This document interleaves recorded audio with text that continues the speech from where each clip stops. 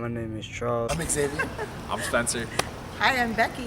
I'm Letitia. I'm Kiana. And we're Team Blue Sky.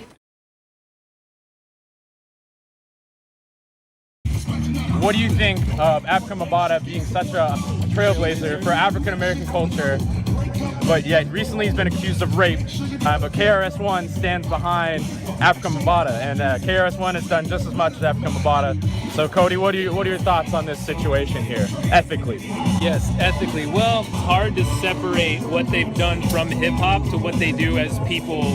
You know, it kind of blends in together.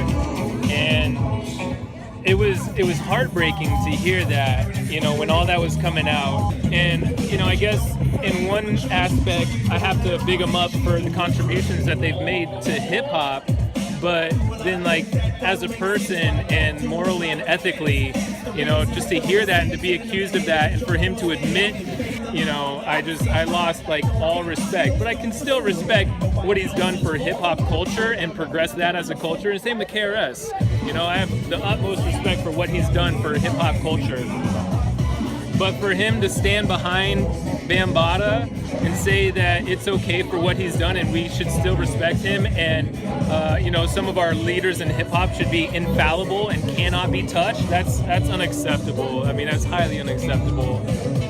Part of me thinks that KRS says things in front of the camera, you know, to like portray this image of, you know, whoever he wants to be. For him to get behind someone who, you know, molests children and back that person up, you know, I call bluff on that. You're 49 years old, and you have a sexual relationship with a 22-year-old White House intern, even inside the Oval Office. Now, when you're confronted with it, would you lie to the public about it, about your affair? But I think I see why he went about doing it the way he would do it. You know, it was because he was trying to maintain his public image. He was trying to uphold the public value and morale of what a president is supposed to represent. Oh, I see. So he basically compromised his, you know, his character and integrity by lying. Right. Basically, is what he did. Yeah. But it's crazy because if you look at the Republican book, like playbook now, Donald Trump has done all these worst things, but then the Republicans were able to shift the narrative to be like, well, even if I am imperfect, this doesn't relate to the reality of the problems at hand of the United States.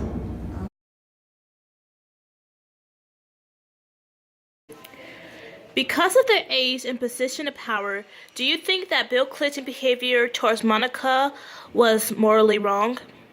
I think that when we consider the position he held, the President of the United States of America, right, that power has influence, and I think it's dangerous and morally or ethically wrong to then, knowing that you hold this power over people, to then utilize that to extract something from yourself.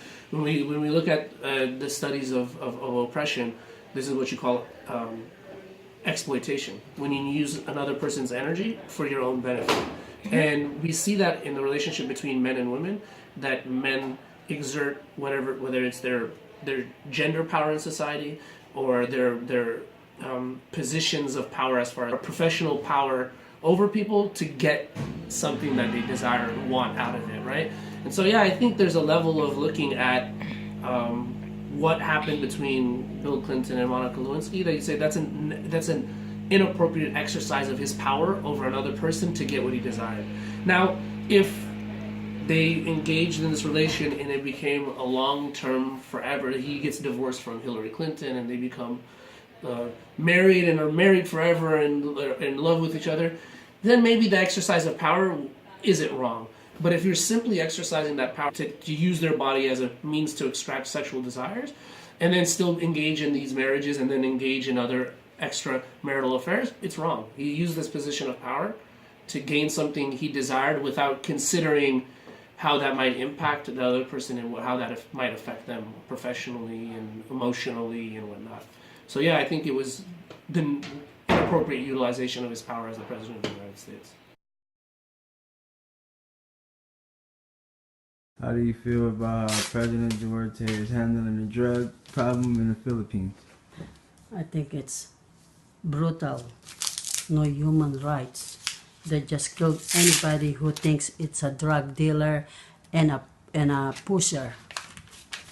You know, they should not kill them first. At least put them in jail. You know, before they will what's that called?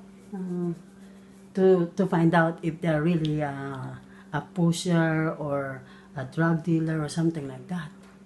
Wow.